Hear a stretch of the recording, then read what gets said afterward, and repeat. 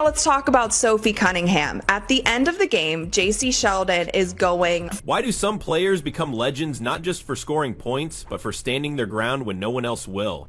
What happens when a quiet warrior decides they've had enough? June 17th wasn't just a game. It was a war zone disguised as basketball.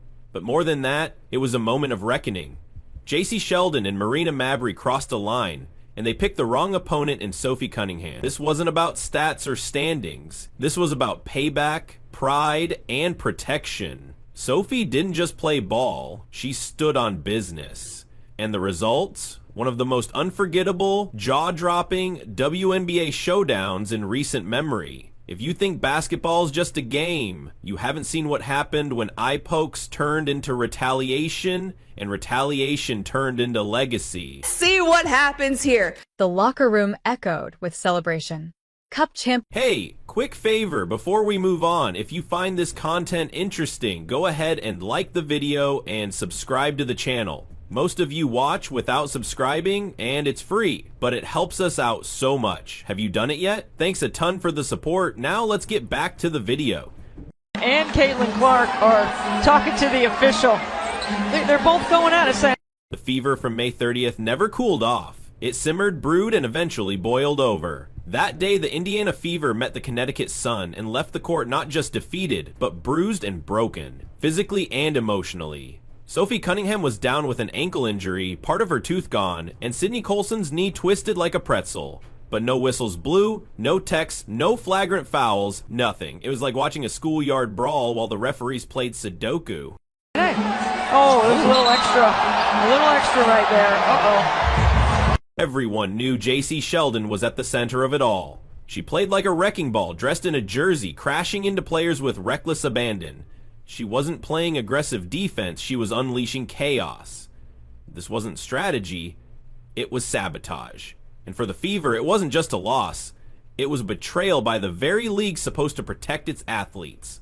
But this story, it wasn't going to end on May 30th. It was just getting started. Sheldon going coast to coast. Well, you can't eject her. Back then, the league turned a blind eye, as if Cunningham's bruises and Colson's injury were acceptable losses in the name of letting them play. But ask any fan, that wasn't basketball. That was carnage, disguised as competition. Jacy Sheldon dove straight into Colson's planted leg like she was trying out for a rugby squad, not defending a layup. And what did she get? Not a warning, not a flagging, not even a sideline scolding. It was the kind of officiating that makes you question if someone's uncle was wearing the stripes. What Marina Mabrey did is a lot worse than what Sophie Cunningham did. But why Cunningham got... Now imagine watching your teammate go down from a hit that had nothing to do with the ball. That anger doesn't just sit still, it festers. And Sophie Cunningham, sitting there, tooth chipped and ankle swelling, didn't forget. She tucked that rage in her back pocket, saved it for the day the calendar said rematch. And when that day came, oh boy, Cunningham didn't just play defense, she delivered justice. Caitlin Clark had history with Jacy Sheldon dating back to college, where games between Iowa and Ohio State turned into bitter rivalries, complete with trash talk, bumps, and glares.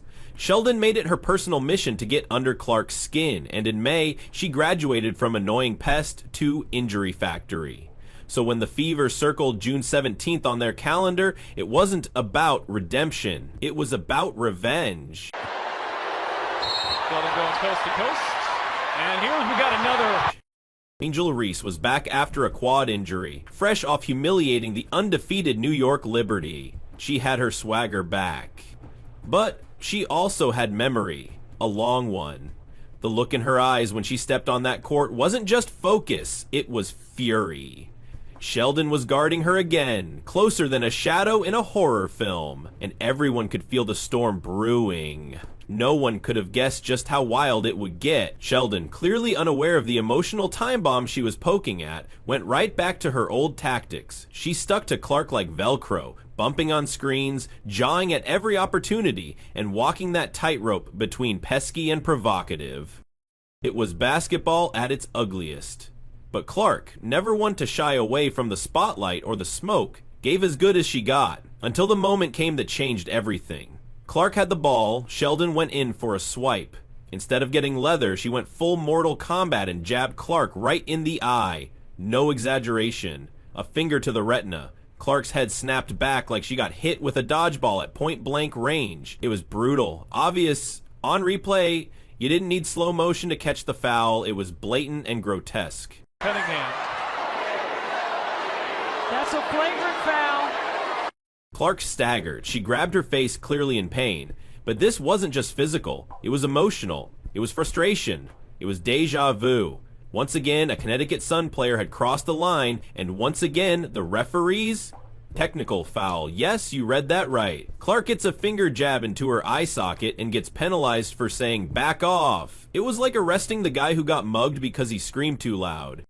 The crowd couldn't believe it. The bench erupted, but the refs were unmoved, whistling through the storm like mall cops ignoring a riot. Then, like a caffeinated linebacker in a sundress, Marina Mabrey flew into the scene. She saw Clark push Sheldon, and instead of being the voice of reason, decided to become a human wrecking ball. Mabrey, completely untethered from sanity, barreled into Clark with full force. Body checked her like they were skating on ice, not hardwood. Clark hit the floor hard. You could hear the collective gasp from the crowd like a horror movie jump scare. Ball, but This wasn't a play. It was a statement, and not a smart one. The arena went nuclear. The Fever bench nearly launched onto the court. Coaches were in hysterics, and the refs, they spent the next 15 minutes watching replays like they were decoding ancient hieroglyphics. The conclusion? Clark and Mabrey equal fault. Both got technical fouls. That's right, Clark gets poked and body checked, and somehow ends up just as guilty as the perpetrators, somehow ends up scoring the Sun. When that happened, a switch flipped in Sophie Cunningham. All that bottled up fury from May boiled to the surface. She wasn't going to sit on the bench watching her teammates get hunted anymore. This wasn't just a game, it was open season on the Indiana Fever. And Sophie was done being polite. Or as some people are saying, WNBA. Final minute of the game. Fever up big. Sheldon goes for a fast break. Cunningham, like a heat-seeking missile, lines her up. This wasn't just defense, it was declaration. Sophie grabbed Sheldon midair, wrapped her up, and yanked her down like a bouncer tossing out a troublemaker. The crowd exploded. This wasn't dirty, it was deliberate. A message sent in HD. The refs finally blew the whistle, but it was too late. The arena had already crowned Sophie the Queen of Justice. Flagrant 2 foul. Ejected. Fine. Sophie didn't care. Sheldon got tossed too, and so did Lindsay Allen for her cameo in the chaos. But none of that mattered. Cunningham had done what no whistle could. Restored balance. If the refs wouldn't protect Clark, Cunningham would. Clark and Fever as Jacy Sheldon and Marina Mabrey played dirty. What followed was bedlam. Fans chanting Sophie's name, players pulling each other apart like kids fighting over the last slice of pizza. The air was electric, heavy with vindication. Clark stood on the sideline, bruised but unbowed. Mabrey's hit didn't rattle her, Sheldon's poke didn't break her, and Sophie's retaliation, that gave her back her fire. Clark finished with 20 points and 6 assists, but stats didn't tell the story. This wasn't about numbers. This was about identity. The Indiana Fever didn't just win a basketball game, they won a war of will. They proved they aren't pushovers, and that they protect their own. Natasha Howard added 16 points and 12 rebounds, her 50th double-double, and Kelsey Mitchell chipped in 17. But Sophie stole the show. When Sophie Cunningham wrapped Sheldon up and dropped her to the floor, it wasn't just a foul. It was an exclamation mark. It was not in our house. It was a viral moment, an all-star campaign, and a message to the league. We will not be bullied. That kind of loyalty, that kind of fire, that's what makes champions. Jacy Sheldon all over her. Riding her. The aftermath was seismic. As Sophie Cunningham trudged toward the locker room, her jersey soaked and the crowd's roar still ringing in her ears, the entire arena understood something fundamental had shifted. This wasn't just a flagrant foul, it was a statement of intent from the Indiana Fever. Across social media, highlights of Sophie's bear hug layup takedown exploded, drawing praise from former players, analysts, and fans who'd grown weary of one-sided officiating. Suddenly, the narrative wasn't about Clark's injury or Sheldon's dirty play, it was about bravery, unity, and the raw will to protect your own. Critics who once dismissed the Fever as underdogs had to reckon with a team that refused to be bullied. By the time the confetti settled in the rafters, Sophie's audacious foul had become the defining moment of June 17th. Meanwhile, Jacy Sheldon limped off the court with a stunned expression. She wasn't just nursing scraped pride, she was digesting the reality that every poke, every reckless dive had its price. In the locker room, coaches replayed footage, dissecting each frame where Sheldon's finger met Clark's eye, and where Mabrey's shoulder crashed into her. Connecticut's locker room fell silent, punctuated only by the distant buzz of Indiana's celebration leaking through the walls. They'd come in expecting to assert dominance, and instead found themselves outplayed, outmatched, and outclassed in matters of resolve. The Sun now faced a reckoning. Either own up and clean up their aggression, or watch their reputation get scorched. Back on the Fever side, the energy was electric. Caitlin Clark, her eye bruised but her spirit unbroken, led the locker room chants of family first as teammates slapped lockers in unison. Natasha Howard, helmet still perched on her head, cracked a grin. We showed them what happens when you mess with our sisterhood. Kelsey Mitchell, ever the spark plug, recounted the play-by-play with a grin that matched the fans' chants echoing through the corridors. Stephanie White, the coach, paced with pride, marveling at how her squad transformed frustration into focus. She recognized that beyond the final score and the ejection stats, her team had achieved something intangible: respect. Caitlin Clark needs to start wearing goggles, folks. Caitlin Clark's gonna need to start wearing goggles. In the days following, sports talk shows seized on the drama. Pundits replayed the eye poke in slow motion, debated the leniency towards Sheldon and Mabrey, and lauded Sophie's intervention as tough love incarnate. Headlines ranged from Cunningham's call to arms to when a flagrant foul becomes folklore. Even the league office released a statement acknowledging they'd review officiating protocols, though skeptics questioned if words would translate into real change. Meanwhile, ringmasters of viral content churned out memes of Sophie wearing a superhero cape, complete with the hashtag Sophie Saves. The Fever's brand surged overnight, transforming their roster into instant icons of defiance. Off the court, fans rallied. Merchandise flew off the shelves as Sophie's 21 jersey soared into bestseller lists, outpacing every Sun uniform combined. Local businesses plastered storefronts with Fever colors, hosting watch parties for the upcoming Commissioner's Cup final. Social media challenges urged supporters to post their own bear hug reenactments, turning Sophie's foul into a global phenomenon. Louisiana Fever fans, once a niche faction, found themselves leading NBA arenas in unified applause, reminding the sports world that loyalty isn't just a tagline, it's a battleground. On June 20th, league officials convened behind closed doors.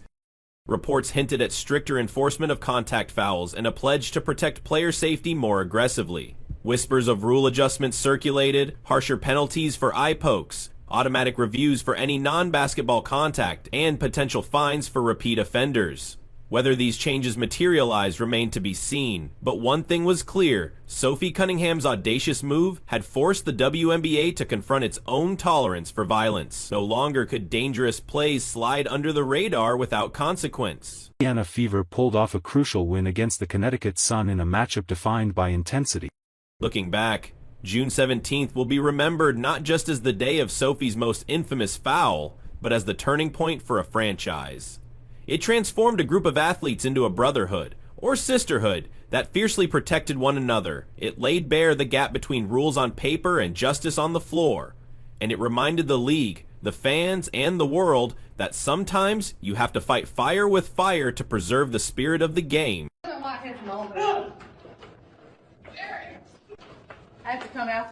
Here's the bottom line. When an opponent pokes at your vulnerabilities, whether literal or metaphorical, you have two choices: shrug and accept it, or rise and retaliate. The Indiana Fever chose the latter, and in doing so, redefined toughness in women's basketball. They showed that loyalty isn't just cheering from the stands, it's standing in the line of fire for your sister. Sophie Cunningham's bear hug wasn't just a foul, it was a vow: if the league won't protect us, we protect each other.